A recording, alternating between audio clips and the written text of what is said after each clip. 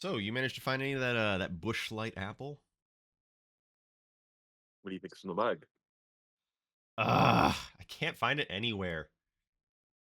Mm. I've checked. I've gone to a different state to try to find this. Granted, the different state is about 5 minutes from my house, but still. I was gonna say, isn't it illegal to transport liquor into the state of Michigan? What if we went on a beer run? Hear me out. Coors Banquet is releasing an apple flavor. What if we went on a beer run? I gotta be smoky. Fine. Eastbound and down.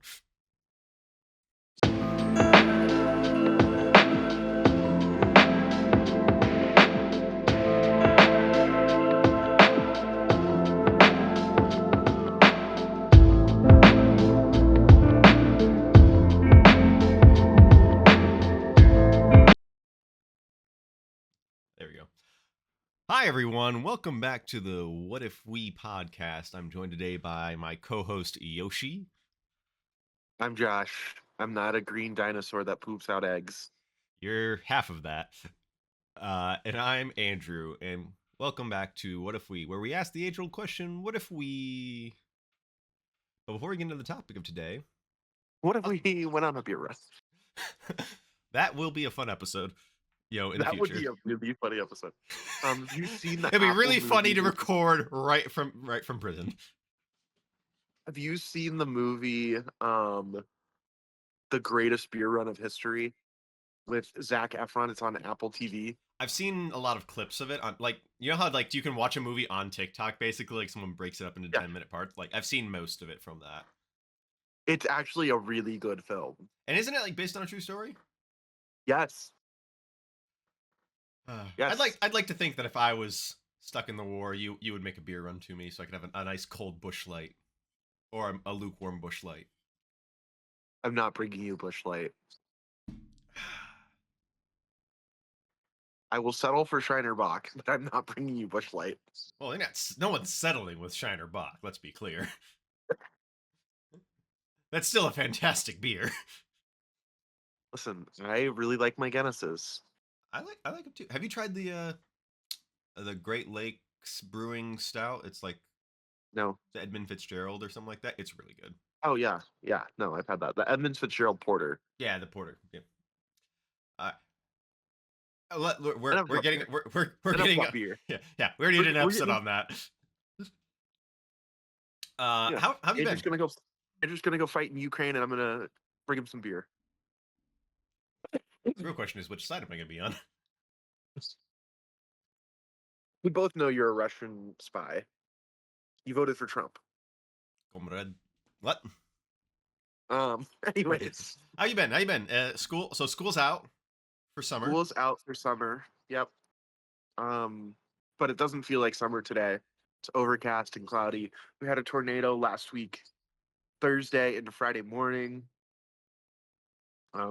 which knocked out the power over at St. John's and St. Thomas. So I didn't know until I got there because I'm not checking my email before I get to work. I'm sorry, I don't care who you are. People who are like, "Oh, I'm gonna check my email before I get to work." You have an unhealthy attachment to work. And people say I have an unhealthy attachment to work because I'm at work a lot. When you're at work, but you do a good job of checking out once you're off the When clock. I'm not at work, I'm not at work. Yeah, Yeah. your work life balance might be a little work heavy, but it's very well structured. I'll give you that. Yeah, I don't like, I mean, this was my fault as a teacher. I did not take things home to grade. Which, like, you can't have a healthy work-life balance as a teacher. I don't care what your wife says. No, I mean she doesn't think she does either. And so yeah, so tornado happened, knocked out the power and the electricity. So I go over to St. John's, try to swipe in, card doesn't work. I'm like, what's going on? I get one of the church agents to let me in. Check my phone because my computer's not wanting to turn on. That's not good. Check my phone. Oh, we lost power and electricity, and The internet and all there's that. no internet. And so I was like, okay, well, let me see if I can figure out my computer. So I spent probably like a good 2 hours swapping power cords, running diagnostics on the computer. I almost took the whole computer apart because at one point the diagnostics lights said that the motherboard was broken, and I was like, okay, let me just check and see if inside something came unplugged, and then I got it to work. There you go. Yeah, Um, our resident lineman Peyton was texting us and saying that because Battle Creek got hit really hard, and he said literally it looks like a third world country with how like yeah. power's been out. I think they got hit like on Wednesday, but he's been on storm since then. Yeah. So like power's out, electricity's out. He's like no one knows what A to lot of the do. roadways down there have been washed away. Yeah, like just they're still covered in water. Like they're still trying to drain out. Um, but yeah, and then this weekend went and hung out with Megan. I'm going camping next weekend, so that'll be fun. But Ooh, very fun. yep, we're gonna go camping down in the Battle Creek area. Really roughing it, more so than you planned, probably. I mean, I have a one-person backpacking tent. Megan's family has a 16-person tent, so I'm exaggerating. It's like an 8-person tent, but I've I, never actually slept in an 8-person tent. I've only ever slept in like a 1 or 2-person tent. So yeah, when I was in Scouts, we had a 6-man tent, um, because we would use it for summer camp, and we'd cram 4 people into a 6-man tent. Which if you're not a camper, usually you take the number of people that a tent can fit and cut it in half if you're sleeping more than a night, because you gotta include your gear in there. oh yeah, well, and it's just like, I mean, fortunately, like we're going camping. We're not like going hiking in Philmont, so I'm not bringing like I'm gonna bring like okay, get there Friday night. I'll bring a change of clothes for Saturday, Sunday. We're gonna go to mass. I'll bring another pair of clothes, and then Monday. So I'm looking at like 4 pairs of clothes. Hmm. They're gonna have dishes and everything like that. So I'm not. Yeah, yeah, I'm a big believer in um, like when we went to Austria, I brought a suitcase and then I brought my hiking backpack, and that was such a game changer when we were traveling places. Everyone else was like lugging their suitcase around, and I just shouldered up and scooted. It was fantastic. Yep, Ranger roll all the clothes and Mm-hmm. Mm-hmm. The only thing I didn't ranger roll was my suit. I think yeah, I was very careful with that. But no, that sounds like a fun time. yep. So what about you? What's been going on in your life? Um, well, we are preparing for the Eucharistic procession in June. I'll talk a little bit more about that in my going deeper, but that's been a fun process. Um, got the grass seed Bought tickets for a planted. baseball game. Bought tickets to the baseball game. So 6 of us will be going to that.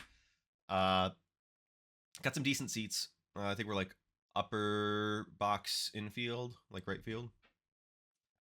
No. I switched to outfield because we got slightly better seats for the same price. Um, Nice. but yeah, grass seeds down. Kind of working with that.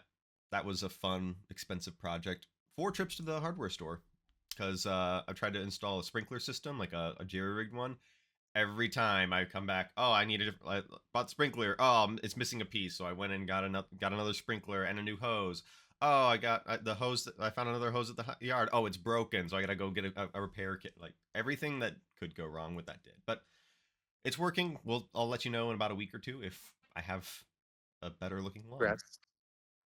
I really hope I do because it was an expensive endeavor. Why is grass seed so expensive?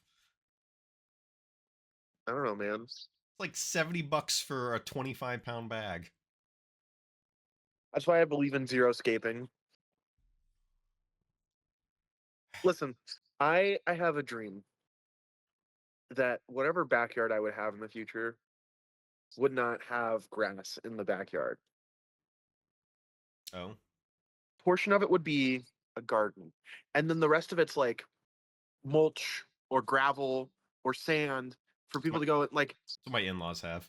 hang out and party in. Yeah, because it's just like that's the kind of place I want to hang out. I don't Hmm. want to have to worry about maintaining a lawn. Well, I love maintaining a lawn. I'm weird. I'm very weird I or don't mind stereotypical. maintaining a front lawn, right? Hmm. But like, okay, for a backyard, nobody else is going to see my backyard except people I invite back there. Yeah. My front yard is to keep up with the Joneses. Oh, we lost your audio there. I'm back. There you go. There you go. Phone call Yep. came in. I'm recording on my phone because I'm poor. Um, Says the man who I say as the man who is recording with a $20 webcam. But Yeah, I couldn't afford to go buy a webcam, so I'm recording on my phone. I think it's more your computer is the issue, lack of a computer. But no, so like my backyard, I agree with you. Like I want the garden, and we're going to have a garden. Um, because I have so much land, I'm really excited about having like a big backyard for my future kids to be able to go and play in. Like we had, Okay, so that's the thing, we had a right? Your decent back. backyard is humongous, It's which is about why I'm it's saying like about you should cut off half that backyard and turn it into a garden and get some chickens and I don't want to deal with all that. I am planning on putting some raised beds. I think I've measured out I can fit 3 or 4 in that space between the patio and like where the fence is currently. I think I fit like 3 or 4 there, which would be nice with some stone pavers in between. Um, Mhm. but yeah, I like the idea of having a big backyard where my kids can like play baseball, throw the football around, and just run. Plus, we want to get a dog, so having a big area for that is good. And gardens and dogs typically do not mix, at least in our experience, because Rosie loves to get into the tomatoes for some reason. So you have a chain link fence. She, if our future dog is anything like Rosie, she'll find a way around it. Rosie is the smartest dumb dog in the world, or the dumbest smart dog, depending on who you ask. But anyway, yeah. Yeah. So that's kind of been and like we're kind of getting into summer mode. You Miriam's planting some got grass? hmm? Yep. Planting uh some grass. planting some grass. Miriam's getting she's sick right now. She's home from school today, so hopefully she feels better because today's her last full week of school. Next week is finals, and then she out. Wow. Wow. That seems so early. I mean, it's gonna be end of May. Like that's We went until mid-June last year. I think you guys started. We started like a 2 weeks behind you guys, yeah. Yeah. But so any big plans for Memorial Day since that's coming up? It's Miriam's birthday, so we're going to. It's actually her birthday's on Memorial Day this year, so You going to Chop House? no, Shop House is an anniversary thing. Save it for anniversaries because we're very poor. So we're going up to her parents' house to celebrate with them. I've been doing we've been doing like a 2 week birthday thing for her. So she gets I bought her a bunch of little gifts that are all book related. So first 3 days she got books. Gave her a whole series. And then hopefully she can't hear me because she's upstairs. I bought her like this woman's book, like a woman's book lovers kit, and it's got like bookmarks. It's got a page holder. It's got a little bag for like makeup that says like real girls read books or something like that. It's got another one of those glass mason jars and a straw that every girl has. She has like 6 of them already, but it's all book themed. So I'm gonna give her like a piece of that every day, and then I'll probably round it out with a couple extra books. So different than usual. Usually I buy her 1 or 2 big things. This year she wanted like to spread it out. Did you what was I gonna say? There was something I was thinking of. Oh, did I tell you about what Megan's parents said about Burgatory? No.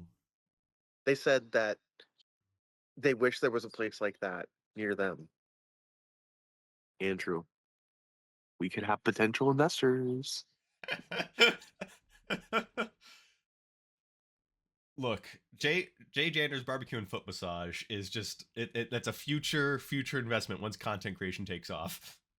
No, not Jay Janders, not Jay Janders.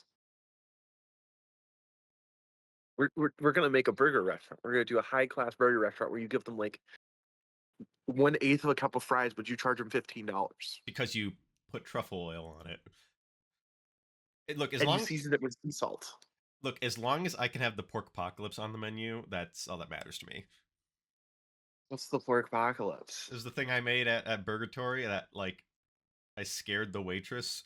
It's the fitty fitty, so it's half beef, half bacon. And you put bacon, pork belly, and pancetta on it. Yeah, I did. So on my burger, I did the buffalo, the cheddar, and the pepper jack, bacon, pork belly, and then spicy ketchup. Yeah, you can't do the pork apocalypse anymore because they changed the menu. Took away the pancetta. Yeah, they used to have the crispy pancetta. Now it's and their pork, they changed their pork belly recipe too, so it's not quite the same, and it's too fatty. Like it's not like Oh yeah, the pork belly was super fatty, but it was so good. the flavor is good, but it's just like the texture was totally wrong. So yeah, they put bacon jam on instead, and I tried and doing that and with it. yeah. It wasn't there.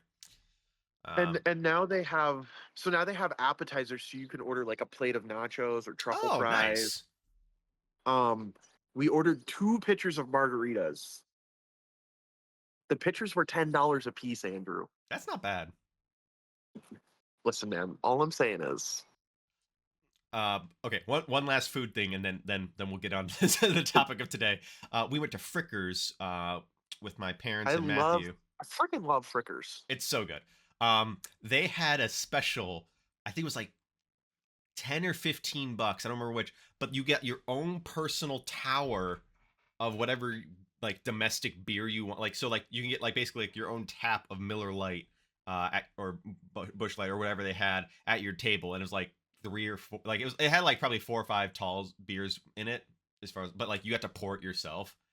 And I thought that was really cool. I almost asked for it, but How much was it? it was like 10 or 15 bucks. Andrew, we're going to Frickers. We're like when we come down for the baseball game, we'll go to Frickers for lunch. So Yeah, we'll go to the baseball game Friday, put the brisket on, go to Frickers for lunch. I'm so excited for that, man. All right, all right. We need to. This is how Andrew and I's brains think. This is our ADHD slash not real autism tism. Yeah, this is our hyperfixation. Don't You hyperfixate on things, boy. That's called having an interest. That just means you like something. yeah, don't go FBI agents. Don't go read our text message about the hate crimes we said about people who may or may not be our friends. Okay. Anyway, let's get into today's episode, which is what if we started a book club? Now, Josh, why Wait, don't you you? can read? I don't even know this. Business majors have to do a lot of reading. The Art of the Deal is basically a required textbook. Andrew, Look, I'm gonna write a Trump book. I'm tweets. gonna start a book club. It's gonna be the best book club in the world. It's gonna be Trump, huge. We're gonna start off Trump's small, tweets. but we're gonna be huge. Trump's tweets do not be cannot be qualified as a reading. No, although I have two. I have the Art of the Deal, which I had to, like when I was at Schoolcraft, I had to do a presentation on. No, that's So great. we got to pick basically we got to pick books from a book list for that. Okay, Um, and I saw and you that chose one. the art of the deal. I did. It was 2016. No, it was That's 2017. great. It was That's great. 2017. So it was like right after you won. And the person's like, look, love him or hate him, like this was a required reading for most business schools for like 15 years. And I read it. I was like, I read it while I was on vacation. It was actually really good. But then the other one I have is Trumped, basically how Hillary lost the election. And Yeah, Diana was helping us reorganize our bookshelves at our old place, and she saw those and she just didn't touch them. What? Andrew, we're not supposed to name drop people. They don't know who that is. That's true. Anyways, The three do you remember people the last listening to time? this do. Do you remember the last time we name dropped people? We both got hate mail. We didn't get hate mail. We just got blocked on Instagram. Anyways, Anyway, so yeah, so this is kind of we've talked about this, we've teased this a lot. We're not doing originally we talked about doing the $13 millionaire. That's still on in the queue. I think that'll be something a little bit later. Yeah. Because I do definitely want to do that because that is like we've said, that is kind of like that conversation with him was kind of like the catalyst for us saying maybe we should try this. Um, but Amongst other things, yeah. amongst other things, it was I think that was like the final tipping point.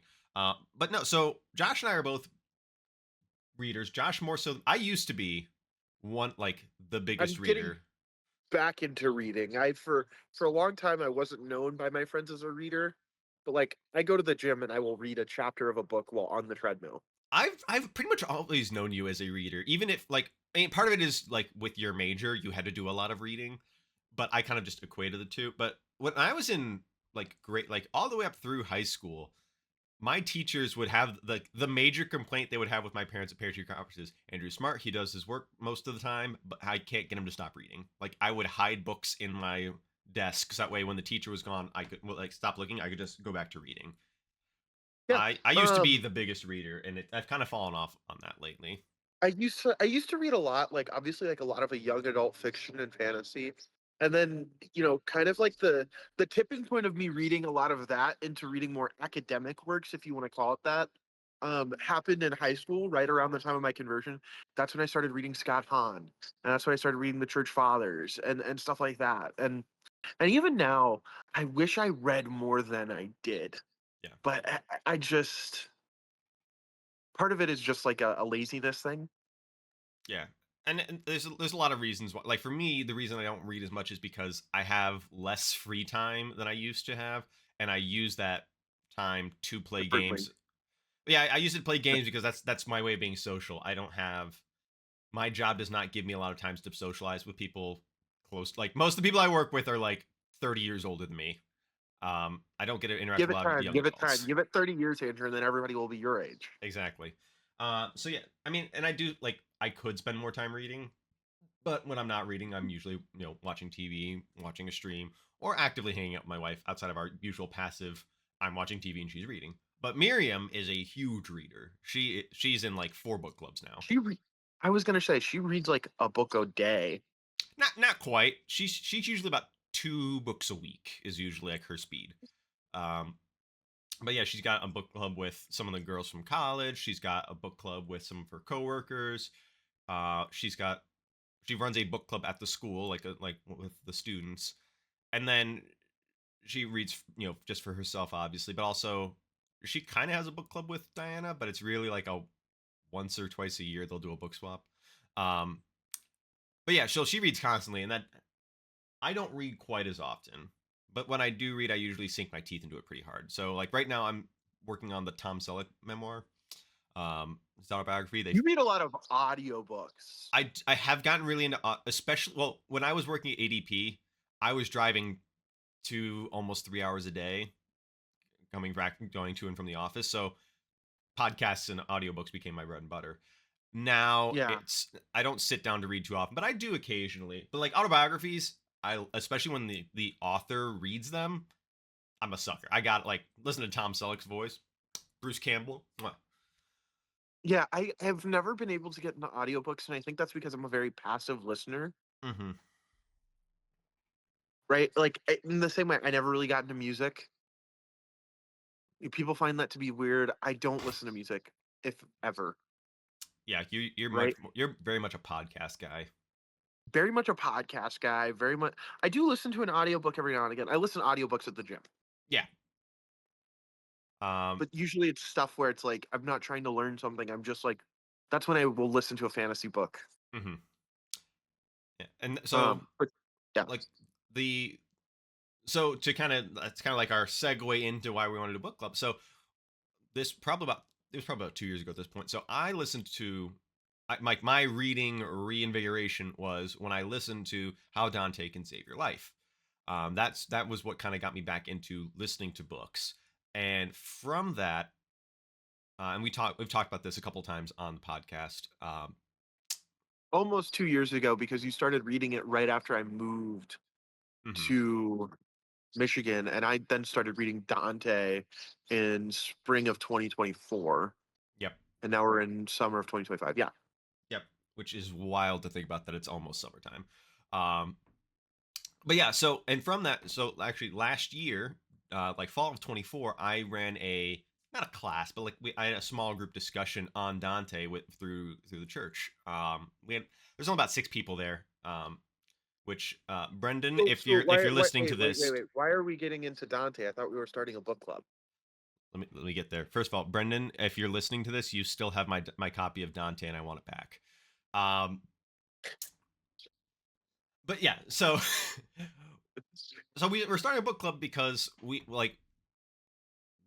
have this kind of We desire to we need an excuse to read more books, yeah and a good excuse is to discuss them together. yeah and Um, you know having having it through the podcast I think is a good way to kind of keep us accountable, like oh crap we gotta make sure we have it read by the next time we record.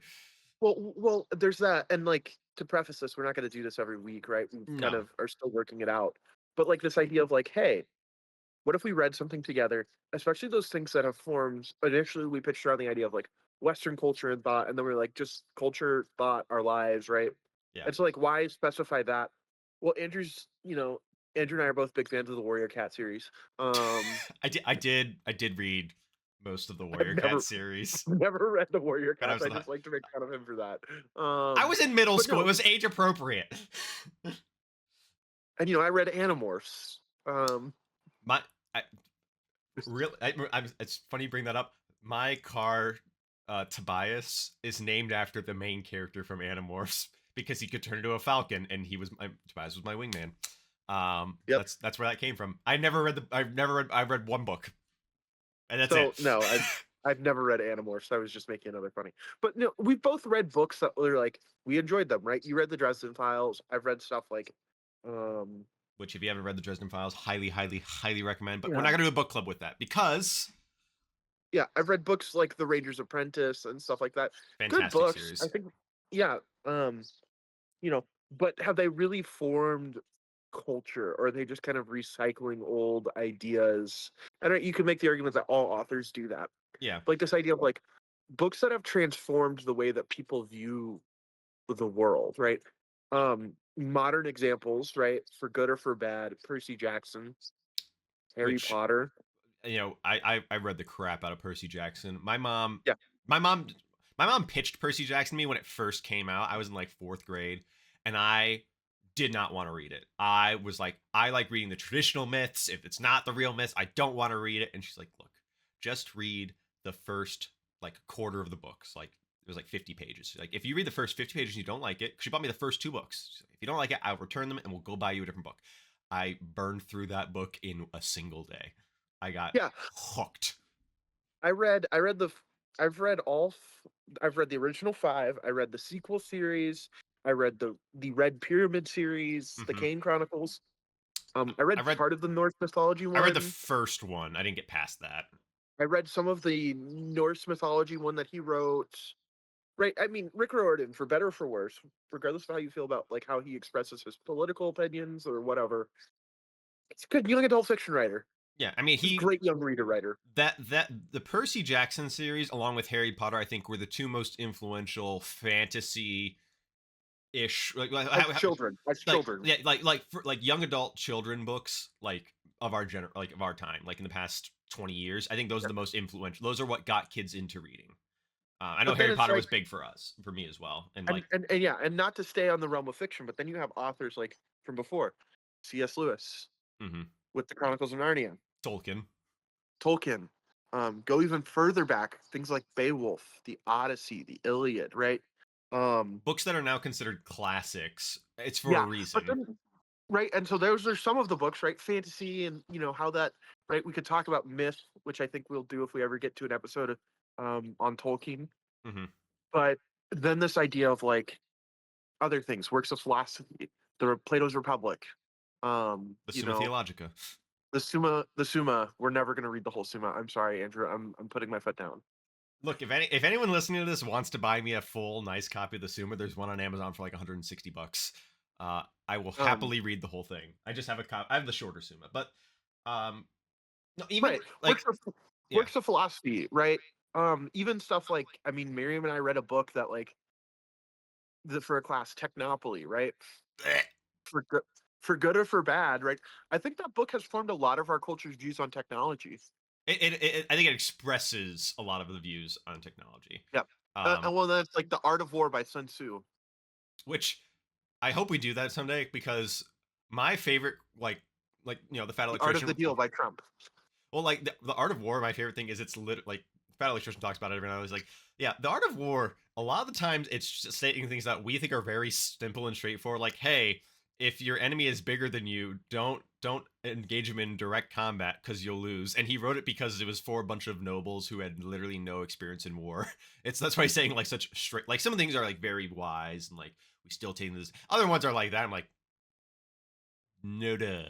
But anyway, yeah. So and like if you want to even look at some contemporary like books that I think informed a lot, like Tuesdays with Maury and The Last Yep. Lecture by Randy Posh. Those like what I think those kind of books have in common is Tuesdays with Maury. I could see it from my shelf over here. An Old Man, a Young Man, and Life's Greatest. Like they books and like memoirs have given like us a way to hear about people's lessons without having to know them personally. And I just think that's really great. Now, some people's autobiographies are pointless. Miriam talked about Tom Felton's, and she's like, "Yeah, it's literally just him talking about." It's not even like about his time on Harry Potter. It's just like, "Oh, I liked hanging out with this guy, and this guy was kind of cool." Like, it's not a worthwhile Well, and some biography. people would just write autobiographies because they're famous and it's a way to extend their fame, right? Not Yeah, to say that like Tom Selleck and right, but that's part of it, right? no, 100% part of it. But then it's like, okay, you go and you read like autobiographies, like okay, the Confessions. Yeah, which people I Why did think he forget write? is that like that's his biography. But like, when did he? Why did he write it? Well, he wrote it because like, and he explains this in the opening lines of the Confession. He wrote it because he had been named a bishop, and he's like, I have to confess my faith and how the Hmm. Lord has worked in my life. Right. The point of an autobiography is to speak about like the way in which your life has gone, right, and why you are being put in this situation, right? Yeah, Um, my grandpa wrote a memoir. It's not a very long one, but like he wrote a short one when I was a kid, and then he wrote a longer one a couple years ago, and it's given me some great can insight I into buy my. Papa's memoir? I will give you a copy.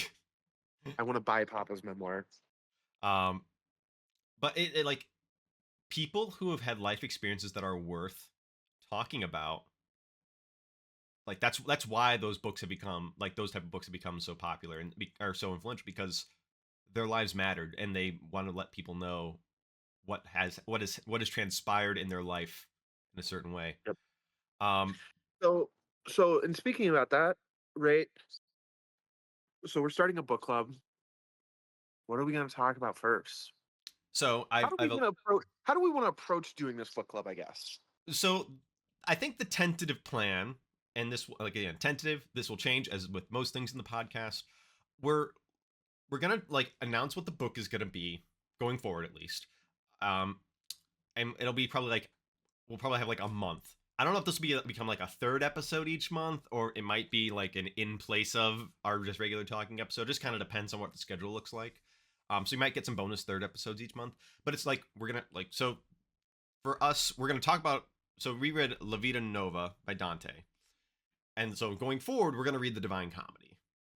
So let's back up though. Like I feel like with this, we should probably talk a little bit about like because I almost like the idea of like if an author has written an autobiography to read that about them Mm-hmm. before we read any of their works, I can be right? down for that, assuming that they have it, because not every author Or has. or a biography from the author about the author, right? Yeah, Like I don't think C.S. Lewis ever wrote an autobiography, but I know there's people who wrote biographies about C.S. Lewis. yeah, Or like Chesterton, I don't think ever wrote an autobiography, but I have many biographies about Chesterton. yeah. I think that'd be fun to do. And so Yeah, we're the idea talking is about Dante, right? yes. Because that's So the first author we want to tackle, and mhm, specifically we wanted to discuss his work, The Divine Comedy, yes, which is three separate books. yeah. You can buy them as one whole thing, which is what I have. Mhm. But There's a couple different volumes of yeah, and it's a trilogy. Like they go together. Like they're meant to be read yeah, as a series. Uh, as a one cohesive story. Yeah.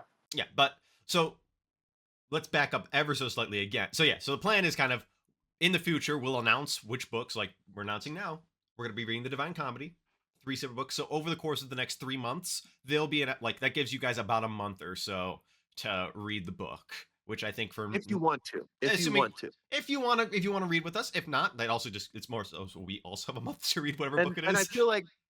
I feel like when we're talking about this, we're not going to go line through line because that would be boring. Yeah. I think what we want to talk about is kind of some of the main extrapolations that we're walking away with from it. Hmm. Maybe some things that catch our point, and try to summarize a whole book in about an hour. Yeah. And I think that's kind of think of it as long form book talk, whatever you want to whatever you want to call it. Long form, short form book talk. Yeah, but so we chose Dante to kind of kick things off because, like I mentioned, like how Dante can save your life. Well, not by Dante, about Dante, really was kind of like what kickstarted my getting back into reading, and I thought it was a fantastic book. I highly recommend it. Um, Yeah, I've read it. It's great. but yeah, so like Josh had to read it for school. I read it about 6-7 months ago, and I think the thing that I took away from it more than anything else was that the lessons in it, no matter how old the book is, and while it's not a church writing, it's a very interesting like viewpoint of philosophy, theology, and ultimately asking the big questions: what happens when we die? Um, and I think he does a very good job of explaining that through his poetry. He kind of explains it's poetry, but anyway, he explains the afterlife in a way that I don't think had ever been really done before, and that's he's so visual with his writing. I don't want to get ahead of myself with, but like that's kind of the thing Yeah. that we talked about the most during my discussion group on it was that how well he paints a word picture in a way that I don't think a lot of modern writers could, even with prose. Well, right, and I mean, a lot of people would say the crown jewel of his work is the Inferno. It is my favorite out of the three books. Well, I think it's the longest, number one, It's slightly longer than the other two, yeah. and I think it has. I mean, you know, we'll talk about this when we get to the Inferno. I wrote a whole paper on like Dante as a spiritual director, Hmm. reading Dante from the point of like Dante is giving spiritual direction to a lost soul as a lost soul himself. Yeah, which is kind of also the premise of how Dante can save your life in a way. Uh, Yeah. So, so so yeah, talking so about that, we won't get too much into it because that's that the cut that's to the other. that's the next. But But so the plan is so like next month we are going to drop an episode about Dante's Inferno, which is the first book. So pick a yeah, what if copy we up. go to hell? You're not supposed to name drop the episode like that. Uh, but yeah, They so don't know that all the secrets. yeah, so like one of the next couple episodes will be that. Um, but in the meantime, let's talk about our. We said we're going to start by reading their biography. So La Vita Nova by Dante. Yes. So You're Levita, more versed in this. So I'm going to let you kind of take the reins to yeah. start So here. I had to read this for. So I took a. So part of the impetus for this was Andrew read How Dante Can Save Your Life, because at the time you were speaking with a spiritual advisor. I don't know if you could call him your director at the time, Not quite. um, Well, Deacon Mike. I was in therapy at that point. I wasn't in But you spiritual were talking. direction, and then I got But you were talking to Deacon Mike about this because I remember you mentioning like Deacon Mike is your virtual. yes, yeah. He was my like pseudo spiritual director until But he he got wasn't. me. He wasn't. Yeah, I don't think he was aware of you reading Dante. No, not at the time. Not to the same extent, right? No, and he turned me on to my current spiritual director. But yeah, But I was reading Dante for a class around the same time. You were kind of like in that phase of getting ready to lead a class on Dante. yep. So I had to read all three portions of La Vita Nova. I had to read his books on. I had to read some of his political philosophy, Interesting. right? And then I also had to read La Vita Nova, right? The new life, right? So it's Dante's version of an autobiography written in a combination of poetry and prose. Um, and so to And clarify, poetry is follows rhyme and meter in a way, right? Whereas prose is just like as if you were writing a letter yeah, or just just a novel, right? It's nothing. Yeah, regular writing, if you will. Um, yeah. and I think it's funny that Um, it's what we call it an autobiography when it's almost like it's basically a prequel to the uh to Divine Comedy, which is about him being dead. well, in a sense, right? I Yeah. mean, the opening line of Inferno is at the midpoint of life. Yes. Which is like it's funny he's going through a midlife crisis. Literally, it's a midlife crisis. He's like, I'd rather be dead. Yeah, yeah. Um, but so like a central figure throughout all of the comedy, right, is this woman named Beatrice. Beatrice Portinari. Yes. And so like who is this figure, right? What do we know about her? Well, we actually find out a lot about her in his autobiography La Vita Nova. And it's called La Vita Nova, the new life, because it's like this idea of like His life did Dante not kind of start until her. his life did not start until her. He received a new life. Like this idea of life lived out of love, right? This kind of idea of like even though it was a woman he never married, They he met when they married were. another woman. Yeah, Like he talks in the book in La Vita Nova, which is like 60 pages. yeah. It's a We'll very like short drop a read. link to a PDF or something. Um, because it's fair use. Um, he talks at one point about marrying another woman Yeah, Dante had some interesting takes. and still in love with Beatrice. Who let's clarify. He met her when he was 9. Like they were both 9 years old, and he fell deep. Like that's when his new. He claims his new life began at 9 years old. Yeah. Talk about a schoolyard crush. And now to clarify, it has been a while since I've read this. Mm-hmm. So it's been a little over a year. So I'm not as well versed as Andrew is. I read Probably it now over that the he's weekend. recently read it. Yeah. But the whole premise of it is interesting because it's about Dante falling in love with a woman who, in a sense, is an unrequited love, Mm-hmm. or it's like the love of like, "Oh, I love you like a brother in Christ." Hey, fella.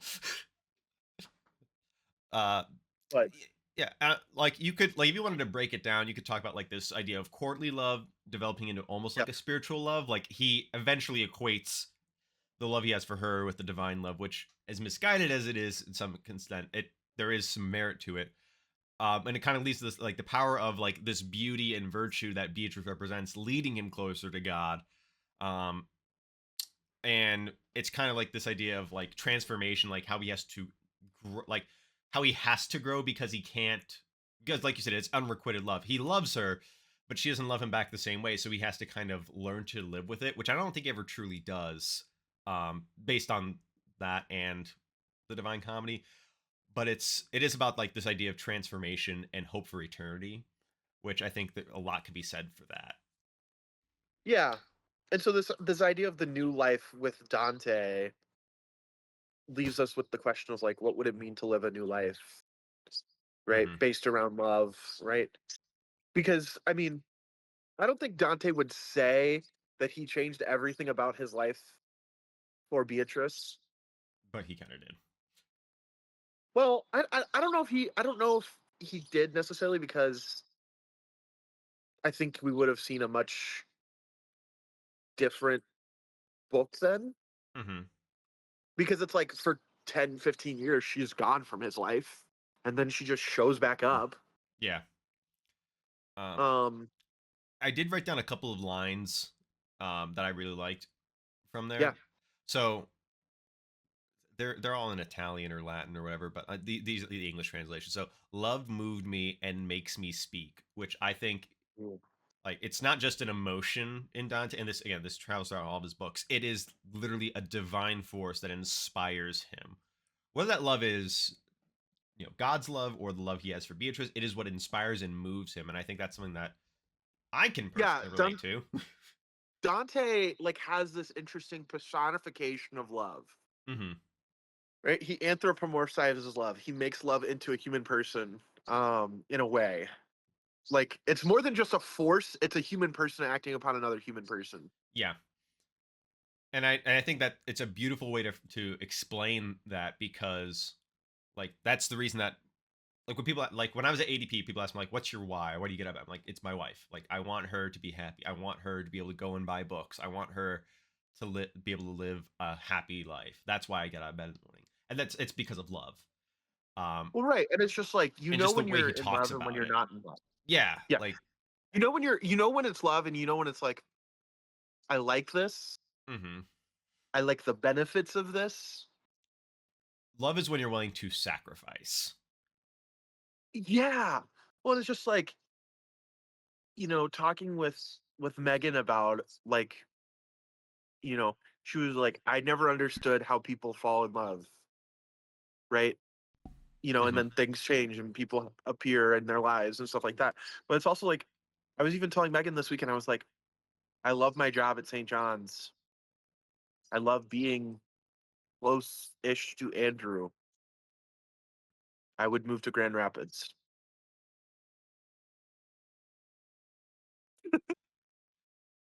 Unfortunately, Megan's pretty great, so I can't be too mad. And it's only 3 hours, Andrew. It's better than 21. Don't You don't remind have me. to get on a plane. Don't remind me. I gotta be in Grand Rapids in like a week and a half. What for? Allie's wedding. My cousin's getting married. Um, but yeah, like love is what drives us to do things. It is literally a force that gets us. to move. Yeah, Um, that's one line you found particularly striking. Another one, weep lovers since love itself now weeps. So basically, it's right after Beatrice's death. This like it captures like I love it. Like again, he personifies love as like this person, like the personified love, personified person of love is grieving for him because his like the person his affection, the object of affection has now gone and But he died. also says that love is dead, implying that Beatrice is the personification of love, Yes, right? So I mean, that idea itself is like, well, that love is dead, right? This idea of like, did Dante ever love again? Right? This idea, like, I mean, you find this a which really lot, like, suck for his wife. what? Imagine being Dante's wife. She's gone. Is that girl that you met when you were in elementary school? She's gone. I'm pretty sure his wife died like very young. I don't remember, to be honest. He Uh, mentions it. Like he mentions how his wife was kind of a larger lady too. Like he just which was a crapping on his sign of poor wife. wealth. That was a sign of wealth in his time. Like if you could afford to be bigger, that meant you had plenty to eat. Which is why Now it's a I'm sign of being now it's a sign of being poor because you can't afford healthy foods. being skinny is also a sign of poor. Being poor that never changes. Yeah. Um, but then so the other one that I wrote was she has gone to heaven to make more beautiful her soul's dwelling place. Like it's kind of like a good dichotomy of like despair and hope. Like she now dwells in heaven, so like her beauty is being perfected because of where she is. Hmm. And he like the way he talks about it, like it's almost he almost describes it as like being assumed into heaven. Like she was so perfect with no fault, she just goes to heaven. There's no need for purgatory for her. Just the Yeah. kind Which of way is he, it's an interesting thought. yeah. And again, this is where like I had to clarify this a lot in my Dante like Dante's work was never like given like the official approval from the church because But it formed a lot of the what we call the Catholic imagination, right? yeah, Um, like and that's what I said that's what I was kind of describing. I was like it's the church never like disavowed it and said like this is wrong, but they never came out and approved it because he basically like, it's what he thinks hell, purgatory, and heaven look like, and he wrote it down in such a visual way, so descriptive that it helped people kind of come like before honestly before Dante there was not a lot of good understanding of what life after death looks like for Christians. It was just kind of like, yeah, there's heaven or hell, and yeah. and And then this we get yeah continue. and I mean that tradition has kind of continued, right? Of this idea of like someone delving into hell, Mm-hmm. right? You have John Milton's Paradise Lost, where he talks about Satan's descent into hell. You have The Great Divorce by C.S. Lewis. I don't think I've read that. Uh, Basically, it's this idea of like what happens after you die. It's right, the battle between heaven and hell, Mm-hmm. and like the Great Divorce being like divorcing yourself from God by your choices. But there's a lot of authors who have continued this tradition of like entering into the imagination of what heaven, hell, purgatory would look like, right? And and within that, right, Dante frames it all from this sense, from this idea of love. That's why, like, you go and you read the Purgatorio, the Paradiso, the The Inferno, Inferno. right? And he's like, If you're he gonna say the talks Italian about it, names, you got to say it with the hand, right? Well, Inferno, it's about people who loved, but their love was disordered. which I think is such a good way to frame it Yeah. because all the seven deadly sins are come from a disordered love. Yeah, and then it's like in the Purgatorio, it's about people who loved, but they did not love as good as they should have. Yep, it was still disordered, but not in the same way. Well, their love, they loved God, Hmm. but they did not love God as good as they could have. They loved God and they loved their neighbor, but they did not love them to the highest levels, right? In the Inferno, they loved creation more than they loved the creator. Yes. In Purgatorio, they loved God, they loved the creator and creation, but it was still like disproportionate to how it should have been. Yeah. And in the Paradiso, you have people who have loved the creator and creation in their proper proportions. Yeah. And we don't get too far into the Divine Comedy, Right, but but Dante's works are all out of love. yes, and I think that comes through for a variety of reasons with him. But the thing that I love is the fact that he writes like out of love because, like he says, love is what like drives him to.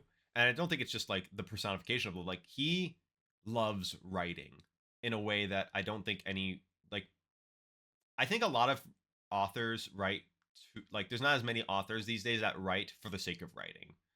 Um, Yeah. Well, and Dante, like even in just the title of the New Life, he expresses how love has this capacity to change us, mhm. right? Which is a thought I hadn't thought of before.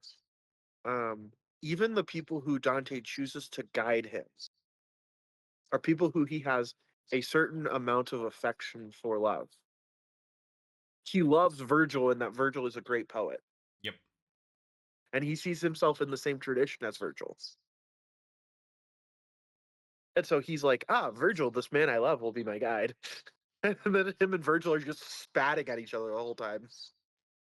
And and to kind of like reiterate like how Dante has like permeated our society, like the idea of like the different levels of hell, like that came from his writing.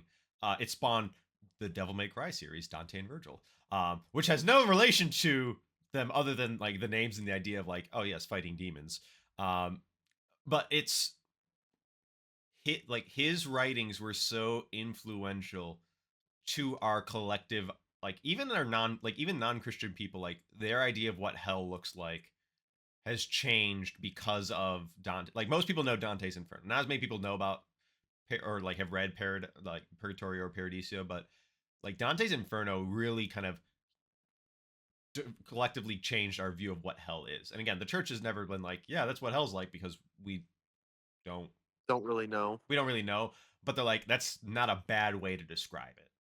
Because Yep. and that's the thing, he doesn't romanticize it. He doesn't like make it like, oh, it could be like, he really much is like, this sucks. And we'll get into that next time we read. Like some of the descriptions he gives of the punishments are incredibly creative. Yep. So But yeah, so yeah, I think that's a good foundation for where we want to start. I don't know if you have any other thoughts or no, I think like when like for the three people who are listening to this, like when you're shout out to the homies. shout out to the homies, shout out my mom because I need to give her a shout out every episode. Um, like when you read Dante, read it through the lens of love and charity, like being like you said, Inferno is improper, like is disordered love. Purgatory is almost there, and Paradise is people who Disproportionate love. is proper proportionate love, and it really changes the way you think about it. And I think Yeah. if you go in with that mindset, it'll be very good. So in about a month or so, we'll be reading together Inferno. We'll have read it. Hopefully between now and then, you and I will both have time to read it and then come prepared to discuss it Yes, together. We'll kind of give a breakdown of how we're going to discuss it. We'll try to keep it to under about an hour and a half I think we max. keep it under an hour, depending on the Inferno might be a little longer because it is the longest of And the we may three. and we may have to do like a part one, part two of Inferno because there is a clear, Yes. distinct like point where like it's like the first half of going through hell and then the second half of going through hell. Um, So but yeah, so that'll be kind of our next. That might not be our next episode, but that will be in like, it'll be in about a month. yeah. So again, the plan is every month or so we'll have a new book. It might be a third episode. It might take the place of one of our two episodes. It just kind of depend on our schedule. Um, Yeah, I would probably say just because like we're busy people. It'll probably take the place of a second episode, Yeah, but I don't want to rule it out. Let's put it yeah. that way. So yeah, that's our kind of our talk on La Vida Nova. So the question of what if we started a book club has begun. It's our own little adventure. So Andrew, how are you going deeper this week? So I kind of teased it already, but we are getting ready for the our first Eucharistic procession in Monroe. Um, Ever? I don't know if it probably is ever. It's the first time in a very long time. We were supposed to do it last year, but they decided to ask me like a week in advance, like, "Hey, can we do this?" And I said, "No, there's no world in which I can get all the permits and get the promotion and everything ready." So we're starting it very well in advance. So it's going to be on the Feast of Corpus Christi, and Where are you going from? we're going from St. John to St. Michael. So it's going to be about a half mile, a little over. But we're going right through the heart of downtown Monroe, and it's been a real pleasure kind of going through this process of working with all these other people, but also kind of it's really reinvigorated my time of trying to spend time with Jesus in the Eucharist. We have adoration every Tuesday, and even though I work in that office, I'm literally upstairs. I usually haven't been Don't go going, see him. or Yeah. it's like it's very brief. But getting ready for this Eucharistic procession is kind of like, well, if I'm going to be one of the people who's in charge of this, I should really get like in the right disposition for it. So I've been really trying to be more intentional about spending time with Jesus in adoration. Yeah. And like it's gonna be it's gonna be a whole thing. We're gonna have like color core from the knights. We're gonna have 6 altar servers. We have 3 priests and the deacon. Um, we're we're planning for anywhere from 70 to 200 people, and I think it's gonna be a beautiful witness to see all these like we're having we have the walk for life is this Saturday, and that usually gets about 200 people, but I think this is a different thing because it's so uniquely Catholic. um Yep. and like I think it's gonna be a beautiful witness to Monroe because we have all these churches. Like you can't swing a dead cat in Monroe without hitting a church, let alone a Catholic church. Yep. And just seeing this witness of everyone walking through, it's going to be pretty. The idea is going to be pretty. We'll have like some gentle bells ringing, but it's going to be like us just processing through the streets, especially across from like there's a couple of places in like Museum of Horror, which is kind of like very questionable as far as like what happens there. Just seeing what we can do in the community, like the community know we are here and like Christ is present in Monroe. See, we did that. So we processed from St. John's over to St. Thomas on Easter Vigil, which is probably like a full mile, Yeah. right down Fraternity Row, right down where all the frat houses and sorority houses are on the Thursday before Easter, Hmm. and just people kind of sitting out on their porch and like, what is going on, right? Just like, Yeah. I think it's gonna be really great. So it's been like the way I've been going deeper is as I'm getting ready for that. It's just kind of like, how can I get my heart in the right disposition, in the right space to present him? yeah, I'm excited. We're gonna have a procession from Jackson Field to where the Lugnuts play Oh, up to the cathedral, which is like a half mile in the middle of in the middle of Lansing, and then we're having a party on the Capitol lawn. oh, very cool. Yeah. So, how am I going deeper? Hmm, these are great questions. Um, We always seem to be unprepared for this question, even though we know it's something we ask at the end of every episode. well, because it's like, am I doing things consistently enough to go deeper? That's the question. Are you starting anything Um, to try to go deeper? yeah, I was helping Megan garden this weekend, and that was a lot of fun. Um, and so just like spending more time outdoors. Now that it's finally warm enough, I'm like, oh, I'm back in my routine of like when I go to pray in the morning, I take my pipe, I pack a bowl of tobacco, I pray morning prayer, like outside, listening to the birds. Hmm. That's something I want to get into is like being more consistent, like trying the liturgy of the hours, or at least parts of it, but being consistent about it.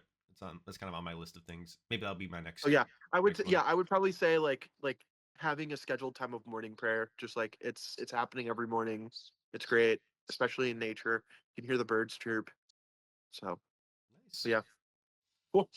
cool. Well, thank you all for listening. We hope you you join us for this this book club that we're starting, um, leave a comment on YouTube or Spotify or wherever you listen to us. Let us Apple know. Podcast. Yeah, to let us know if you are joining us for book club and what your thoughts are. So if you like, so for the next time, Inferno will be the next book club. If you want to read La Vida Nova, it's 65 pages and it's We'll drop poetry. the PDF in the comments. At least for YouTube, we'll be able to. Yeah, there's plenty of fair We'll use link it in ones. the show notes on Um, Apple Podcasts and Spotify. but yeah, like it's 65 pages and it's poetry, so it's like big spacing. And when we say poetry again, it's like it's not like 60 pages of Dr. Seuss. It's just, and it's not quite Rhyme Shakespeare. and meter and yeah. Even less rhyme. It's mostly just like metered writing. Yeah. So I highly recommend reading that before you jump into Inferno. But yeah, so and you can find Inferno online. There's plenty of online copies. I have a couple of nice copies that I just own. But yeah, we hope that you enjoy us and you'll join us next time for whatever we're doing next, which I don't want to spoil. What if we? We don't know if that'll be the next one, so don't spoil it. What if we went on a beer run? And with that, thank you for listening. I'm Smokey. I've been joined today by the Bandit. And Peace and blessings. Don't forget to like, comment, and subscribe. Sláinte. Cheers.